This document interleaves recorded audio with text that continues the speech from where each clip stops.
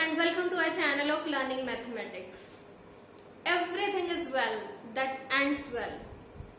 Meaning, इसका मतलब है कि हर वो काम जिसकी एंडिंग अच्छी हुई है मीन्स कि वो काम अच्छा ही हुआ है. And today we are ending exercise 4.3 chapter 4 class 10 in this video. A happy ending. Why?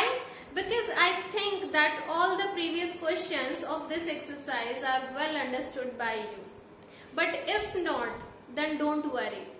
You need to go to the description box for the link provided for the same. Watch the videos and clear your all the doubts. So let's see the questions for today's video.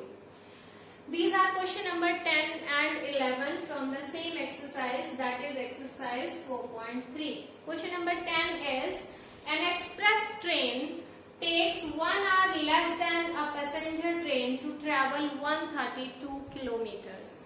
There are two trains और दोनों ही 132 kilometres की distance cover करती हैं, लेकिन time में difference है. Express train passenger train से 1 our less time लेती है. If the average speed of the express train is 11 kilometre per hour मोर.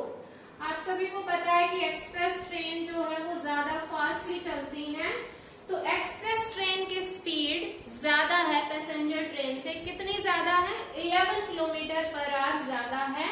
तो हमें फाइंड आउट करनी है दोनों ट्रेन्स की एवरेज स्पीड. सी, दोनों ट्रेन्स की एवरेज स्पीड फाइंड आउट करनी है. तो हम एक ट्रेन की एवरेज स्पीड मान सकते हैं एज द वेरिएबल, और दूसरी के बारे में हमें थोड़ा सा प्रोवाइडेड है हिंट कि एक्सप्रेस ट्रेन की स्पीड ज्यादा है 11 kilometre per our.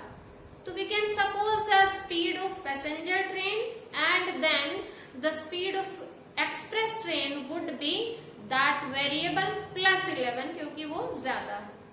Solution if we सी, हाँ इसमें हम उल्टा भी ले सकते हैं कि हम पैसेंजर ट्रेन की बजाय एक्सप्रेस ट्रेन की स्पीड भी सपोज कर सकते हैं और पैसेंजर की उससे 11 किलोमीटर पर आवर लेस हो जाएगी.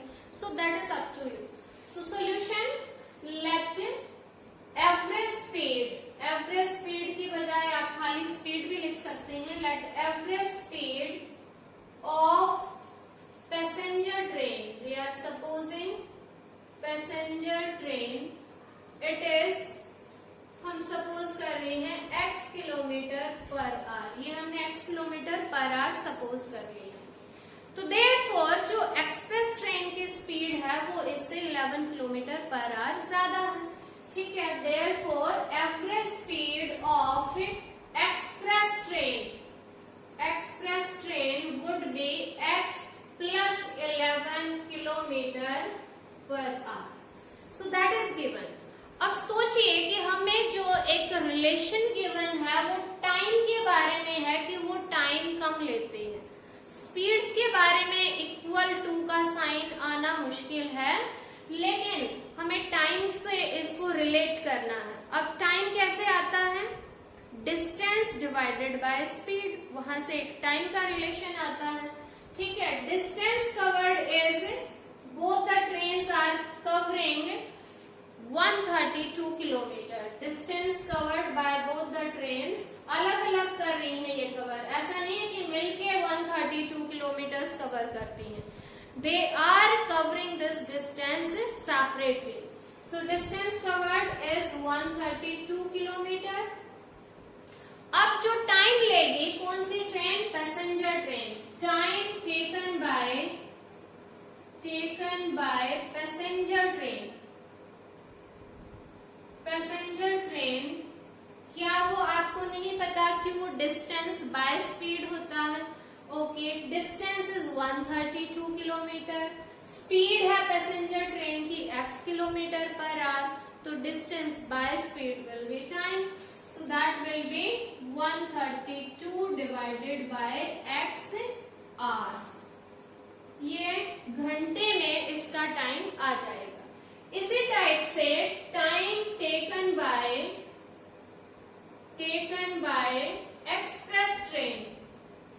एक्सप्रेस ट्रेन का टाइम क्या होगा?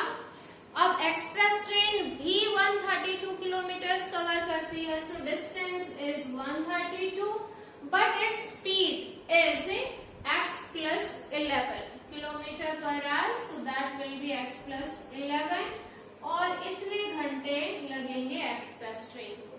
So this is the time taken by express train and this is the time taken by passenger train. Now see the question again. It is given that the express train takes 1 hour less. 1 घंटा कम time लेती है. इसका मतलब ये जो time है इस time से 1 घंटा कम है. ठीक है. सपोज ये 10 घंटे हैं तो ये 9 घंटे हैं. ये अगर 15 घंटे हैं तो ये 14 आवर्स हैं. ठीक है. इसका मतलब इन दोनों को अगर आपस में सब्ट्रैक्ट करें तो 1 आएगा. That is clear from the question and यहाँ पर हमारी इक्वेशन बनेगी. सो अकॉर्डिंग टू सिचुएशन या according to question it is 132 divided by x minus 132 divided by x plus 11 and that is 1 because this is the time taken by passenger train, this is the time taken by express train और दोनों का difference है 1 our का. Equation बन गई है. अब इसको हमें सिंप्लीफाई करना है. जब भी हमारे पास डिनोमिनेटर में वेरिएबल आए we need to take LCM and then cross multiply. That we have discussed in previous videos as well. So LCM will be x into x plus 11. Okay, this is LCM. इस LCM को अगर हम इस denominator से divide करें तो x से x हो जाएगा cancel and this will be left as quotient और इस क्वोशिएंट को हमें मल्टीप्लाई करना होता है न्यूमरेटर से. सो this will be 132 into x plus 11. ठीक है. इन शॉर्ट अगर आप जल्दी जल्दी में कोई काम कर रहे हो शॉर्ट से आपको सीखना है तो क्या करना होता है. अगर ये टर्म्स अलग अलग हैं तो इनकी प्रोडक्ट हमारे पास एलसीएम होती है और इस नंबर को इससे मल्टीप्लाई कर दीजिए और इसको इससे मल्टीप्लाई कर देना है तो वही जनरली हमारे पास यहाँ टर्म आती है. So that will be 132 and into x and is equal to 1 and 1 could be written as 1 by 1. ठीक है. All right. अब इसको थोड़ा और सिंप्लीफाई करते हैं. You can see this 132 is multiplied with both these terms. दोनों के साथ मल्टीप्लाई होगा. So it will be 132x and plus 11 और इस नंबर की हम मल्टीप्लाई करें तो it will B 2 then 5 then 4 then 1. ठीक है. And minus 132x divided by x into x x square plus 11x and that is equal to 1 by 1. Now see 132 negative 132 positive cancelling out each other and now cross multiply. It will be x square plus 11x and is equal to 1452. ये हमारे पास equation बन गई है. Now we need to write it in standard form. Standard form में क्या होता है. Right side is always 0. First term is occupied by square term, then linear term, then constant and then equal to 0. So this will be x square plus 11x minus 1452 equal to 0. So this is the quadratic equation जिसके लिए अभी हमने ये इतना बड़ा सा procedure solve किया. अब हमें x की वैल्यू यहाँ से चाहिए. उसके लिए आपके पास दो मेथड हैं. आपके पास क्वाड्रेटिक फॉर्मूला है, आपके पास फैक्टराइजेशन है. कंप्लीटिंग द स्क्वायर इस साल के लिए डिलीट कर दिया गया है. So we can apply here quadratic formula और we may apply here that factorisation. क्योंकि हमारे पास ये नंबर थोड़ा सा लार्ज सा है तो इसके फैक्टर ढूंढने डिफिकल्ट होंगे तो you can apply here quadratic formula. But factor भी आपको मैं ढूंढने बताती हूँ कि how you can search for the factors. ठीक है. 1452 इसके हम प्राइम फैक्टर कर लेंगे. 2 से डिवाइड होता है 7, then it will be 2, then it will be 6 again by 2, it will be 3, then 6, then 3 and then divided by 3, 1 2 1, then by 11 और 11 से 11 and 1. Yes, These are the prime factors for this number. अब इन numbers के हमें इस type से pairs बनाने हैं so that we get the 11. ठीक है, उनको प्लस माइनस करें तो 11 आए. ऑलराइट, तो इसका मतलब ये हुआ, देखिए 2 2 सा 4 और 4 11 सा बन जाएगा 44 और यहाँ 11 और 3 की मल्टीप्लाई हो जाएगी 33. सो 44 एंड 33 की मल्टीप्लाई ऑफ कोर्स क्या होगी, 1452 होगी. And if we subtract these of course we will get 11. मिल जाएगा हमें 11. तो these are the right factors. आप इस तरीके से भी कर सकते हैं and you can apply here quadratic formula as well. तो अगर हम फैक्टराइजेशन करें तो x square, see here plus 11 is there, तो plus 11 है तो larger number from those two numbers will be positive, that is 44 x, and the smaller one will be negative, minus 33x and minus 1450 equal to 0. Then take common from these two terms and that will be x plus 44 minus 33 will be common and it will be x plus 44 and equal to 0. And now what is common? It is x plus 44 and in the second bracket it is left x minus 33 equal to 0. We have factorized. Linear factor आ चुके हैं. Now what is next? Next है put each factor equal to 0. So that I am writing here. Putting each factor equal to 0, each factor equal to 0, we get the, yes, x plus 44 equal to 0 and x minus 33 equal to 0. From here we are getting x is equal to minus 44 and from here we are getting x is equal to 33. x is equal to 44 is not possible.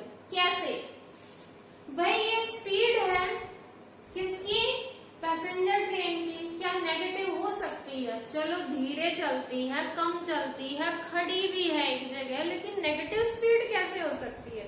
So that is not possible. ठीक है, यहाँ हम reason लिखेंगे is rejected, ये reject कर दिया गया है. As speed of train can't be negative, या खाली स्पीड ही लिख दो. ट्रेन क्या, किसी भी चीज की स्पीड नेगेटिव नहीं हो सकती. As speed can't be negative. ठीक है, तो therefore x is equal to 33. ये हमारे पास आ गया, लेकिन x तो हमने अपनी मर्जी से सपोज किया था. What is x? Right that. So average speed of passenger train, last line में क्वेश्चन की यहीं पे लिख रही हूँ. You can see from here, लेकिन यहाँ लेट नहीं आएगा. ये मिस्टेक कर देते हैं छोटी छोटी सी एक आध बार बच्चे. यहाँ लेट नहीं, यहाँ 10 या 100 या देयरफॉर इस तरह के आप शब्द यूज कर सकते हैं. So average speed of passenger train will be 33 kilometre per our, क्योंकि x की वैल्यू 33 आई है और हमें दोनों ट्रेन्स की चाहिए, बोथ द ट्रेन्स. तो दूसरी ट्रेन की क्या होगी? Of course we will put value of x here. So 33 plus 11 that will be 44 kilometre per hour. So that will be the answer for this question. Yes, this will be the answer for this question. Average speed of a passenger train 33 km per hour and average speed of a express train will be 44 kilometers per hour. So this was question number 10 and now let us see question number 11. Sum of the areas of two squares is 468 meters square. दो squares हैं, squares आप सभी ने देखे होंगे. दो square shape हैं और उनके एरियाज का सम एडिशन गिवन है 468 मीटर स्क्वायर. देखिए एरिया अगर मीटर स्क्वायर में है तो ऑब्वियसली जो साइड है स्क्वायर की वो भी मीटर्स में होंगी. तो हम साइड सपोज कर लेते हैं दोनों स्क्वायर्स की और फिर जो है अकॉर्डिंगली क्वेश्चन देखेंगे. एक और चीज प्रोवाइडेड है, डिफरेंस का पेरीमीटर जो है अलग अलग फाइंड आउट कीजिए, कोई बड़ा स्क्वायर है कोई छोटा स्क्वायर है, एंड देन उन दोनों के पेरीमीटर्स का difference is given as 24 meters. Find sides of the two squares. दोनों squares की side find out कीजिए. That is the question. So I think the question is clear. We are provided two squares and उनके लिए हमें दो information given है और उन दोनों का use करते हुए we need to get the sides of both the squares. समझते हैं पहले थोड़ा सा और फिर लिखेंगे. सपोज कीजिए कि ये एक स्क्वायर है और इसकी साइड x मीटर है. दूसरा हमारे पास बड़ा या इससे छोटा कोई भी आप स्क्वायर ले सकते हो, लार्जर ले सकते हो, स्मॉलर ले सकते हो. उसकी साइड सपोज कीजिए y मीटर. तो इसकी साइड अगर x मीटर है तो इसका एरिया हो जाएगा x स्क्वायर मीटर स्क्वायर और इसका एरिया हो जाएगा y स्क्वायर मीटर स्क्वायर और दोनों का एरिया का सम एडिशन वी आर प्रोवाइडेड. एक तो ये बन गई इक्वेशन. दूसरा पेरीमीटर का पता होना चाहिए. पेरीमीटर होता है लेंथ ऑफ बाउंड्री. इसकी एक साइड x है और क्योंकि स्क्वायर है तो सारी साइड x होंगी और वैसे भी पेरीमीटर ऑफ स्क्वायर का फॉर्मूला आपको पता होगा. That will B 4 into side. ठीक है, और साइड है x तो वो आ जाएगा 4x. इसका पेरीमीटर आ जाएगा 4y और दोनों का डिफरेंस पता है. अब यहाँ पर आपको ध्यान देना है कि अगर आप इस स्मॉलर में से लार्जर का माइनस करेंगे तो दैट विल बी नेगेटिव, क्योंकि इस स्मॉलर स्क्वायर का पेरीमीटर भी कम नंबर आएगा, छोटा नंबर होगा, ये जो है बड़ा नंबर होगा. तो आपको इस चीज के बारे में ध्यान देना होगा कि आप स्मॉलर नंबर किसको सपोज करते हैं और लार्जर वाला जो है वो किसको सपोज करते हैं. अगर आप इस तरह से करते हैं then you should subtract 4y minus 4x and that is provided as 64. अगर लार्जर जो है वो y वाला है, x वाला है, then it will be opposite. So I think the question की जो स्टेटमेंट है वो क्लियर है and now we can do it easily. एक माइंड मैप बनाना बहुत जरूरी होता है जब हम क्वेश्चंस करते हैं. रटने से बात नहीं बनती है कि हाँ वो क्वेश्चन ऐसा था उसका आंसर ऐसा था. Please don't do that. Understand the questions. ठीक है, तो यहाँ हम सपोज करते हैं solution. Let side of larger square, एक बड़ा है एक छोटा है, तो लार्जर स्क्वायर की जो साइड है दैट हमने सपोज की x metre and let side of smaller square उसके लिए y metre. All right, I think यहाँ तक क्लियर है. नाउ अकॉर्डिंग टू सिचुएशन या क्वेश्चन वी आर प्रोवाइडेड कि इन दोनों का एरिया का फॉर्मूला पता है, साइड का स्क्वायर. तो इसका एरिया हो जाएगा x स्क्वायर, इसका एरिया होगा y स्क्वायर एंड दोनों का सम दैट इज इक्वल टू 468. अब देखिए प्रॉब्लम क्या हुई. अब कई बार बच्चे आर्ग्यू करते हैं कि स्क्वायर टर्म तो आ गई है यानी क्वाड्रेटिक इक्वेशन तो है, but it is not the standard equation. Standard equation जो क्वाड्रेटिक होते हैं उसमें सिर्फ एक वेरिएबल होता है. ठीक है, यहाँ पर ये दो वेरिएबल में है. So we cannot find its solution from the methods we have learned in this chapter. हम किसी से नहीं find out कर सकते. We need to convert this equation in standard form and then जो है हम उसको solve करेंगे. और standard form में convert करने के लिए हमें help भी given है question में. क्या help given है? एक और relation given है. And what is that relation? Also perimeter of larger one will be 4x and perimeter of smaller square will be 4y और इन दोनों का डिफरेंस यानी minus and that is provided as 24 meter. So that is equal to 24. और इस relation से हम या तो जो है x की वैल्यू फाइंड आउट कर सकते हैं और उसको सब्स्टिट्यूट कर देंगे फर्स्ट वाली इक्वेशन में या फिर y की, यानी कि जो पूरी इक्वेशन है that could be that can be variable यानी कि स्टैंडर्ड फॉर्म में हम कर सकते हैं. So this is our first relation, this is second relation. वैसे इसको थोड़ा और सिंप्लीफाई कर सकते हैं हम. 4 देखिए हर जगह से कॉमन है, तो पूरी इक्वेशन को हम 4 से डिवाइड कर देंगे. So dividing by 4 we get, dividing by 4 we get, इस इक्वेशन को 4 से डिवाइड करें तो x minus y will be equal to 6. That will be 6. 24 by 4 will be 6. तो यहाँ से हम x की वैल्यू फाइंड आउट कर रहे हैं. Isn't that will be 6 plus y minus y transpose होगा जब राइट साइड में, that will be positive. So this is value of x and now this value of x can be substituted in equation number 1. Substituting या putting word भी आप use कर सकते हो. Substituting this value of x in equation number 1 में put कीजिए. 1 में x square है तो x के प्लेस पे जो वैल्यू रखेंगे उसका भी हमें स्क्वायर करना है. So it is 6 plus y and square. यहाँ पर भी एक मिस्टेक होती है, यहाँ पर बच्चे कर देते हैं only 6 square and plus y square, जबकि एक बाइनोमियल है, यहाँ आइडेंटिटी यूज होगी a plus b whole square वाली. Then we have y square and is equal to 468. अब यहाँ आइडेंटिटी यूज करेंगे, so it will be 36 plus y square plus 12y plus y square is equal to 468.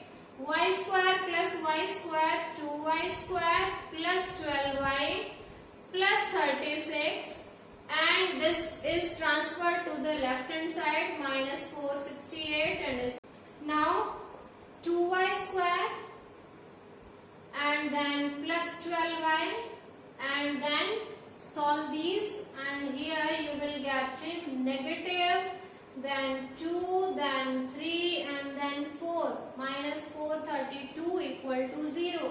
You can see that 2 is common from all the terms.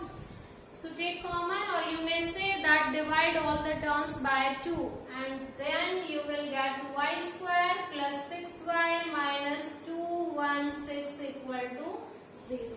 So that you are getting the equation in standard form, quadratic equation in standard form. और अब हमें यहाँ से इसको solve करके और value लेनी है y की. इसको सॉल्व करने के तरीके पता है आपको. इधर you can use quadratic formula, you can use completing the square, although it is not in this year syllabus, so you can reject that. और here you can use splitting the middle term, that is factorisation. जो आपको easy लगे, अगर वो provided नहीं है paper में then only. Yes, I am using here quadratic formula ताकि रिवाइज हो जाए. तो using quadratic formula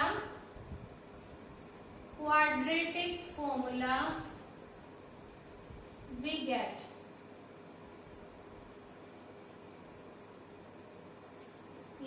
quadratic formula हम यहाँ पर यूज कर रहे हैं.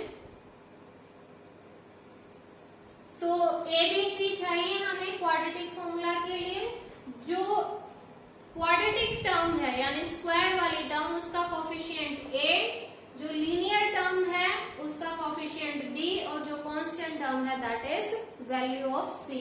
क्वाड्रेटिक फॉर्मूला होता है y is equal to minus b plus minus square root b square minus 4ac divided by 2a. यहाँ पर एक छोटी सी मिस्टेक बच्चे कर देते हैं. Although this equation is in y, लेकिन फिर भी जो माइंड में रटा रटाया है वो x इज इक्वल टू लिख देते हैं. तो जो भी वेरिएबल आपका यहाँ पर आया हुआ है आपको वही उसी की वैल्यू तो फाइंड आउट कर रहे हैं. So right that only. So put now all the values. b की वैल्यू है 6 और क्योंकि यहाँ माइनस b है so it will be minus 6 plus minus square root b square यानी 36 minus 4a is 1 and c is minus 216 and divided by 2 into a, that means 1.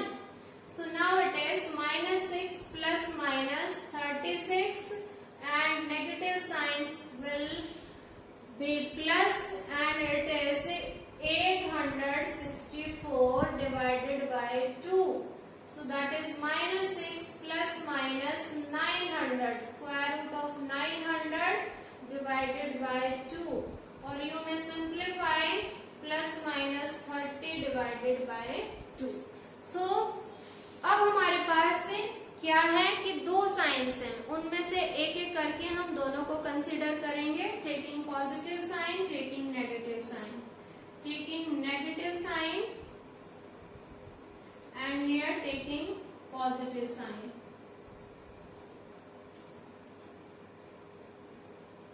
Yes, y will be, अगर हम negative sign लें तो y will be minus 36 by 2, that is minus 18. And if we take positive sign, then y will be plus 30 minus 6. Plus 30 minus 6 will be 24. And 24 by 2 will be 12. अब देखिए y की value minus 18 आई है. क्या ये possible है?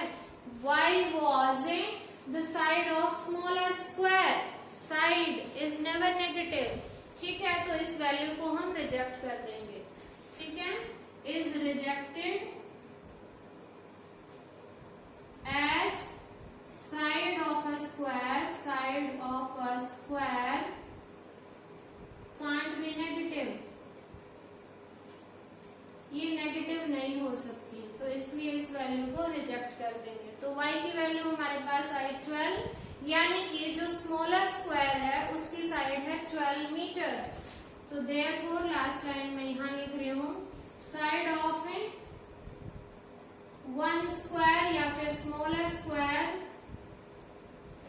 Square is 12 metre. And what will be now side of larger square? x की क्या value कैसे आएगी? x की वैल्यू आ सकती है यहाँ से इजीली, बहुत ही आसानी से हम y की वैल्यू यहाँ रखेंगे एंड x उसके इक्वल है 6 प्लस y के. तो y की वैल्यू क्या होगी? 6 प्लस 12 यानी कि 18. आप चाहें तो इस इक्वेशन का नाम 3 रखिए एंड देन सब्स्टिट्यूट करेंगे. Also from equation 3 side of larger square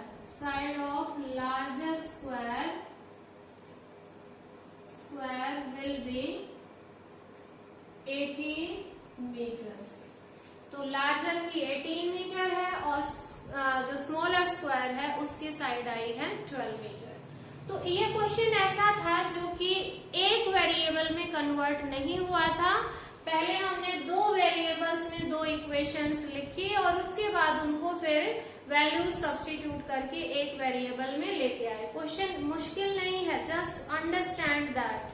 ठीक है, एरियाज का सम था तो दो स्क्वायर की साइड मान ली, एरिया का फॉर्मूला रखा, साइड का स्क्वायर होता है एरिया. तो x square plus y square ये भी प्रोवाइडेड है. देन दोनों के जो पैरामीटर्स हैं उनका डिफरेंस दैट वाज प्रोवाइडेड, वो लिख दिया हमने. यहाँ से इसको 4 से डिवाइड करके और सिंप्लीफाई कर लिया and then value of x या फिर y जो आपका मन करे वो आप फाइंड आउट करके और दूसरे में आप सब्स्टिट्यूट कर दोगे and then you will get the equation in one variable और उसके बाद उसको सिंप्लीफाई करोगे by using any one method which you know in a better way या फिर जो कि क्वेश्चन पेपर में प्रोवाइडेड है उसका यूज करना है. So I think you understood these questions in a better manner, and if understood then please don't forget to share the video to the concerned students, the students of class 10. बहुत help हो जाएगी. And stay connected for more videos. We will be uploading the whole syllabus, whole content for your class. And keep in touch, keep learning, keep watching. Bye bye.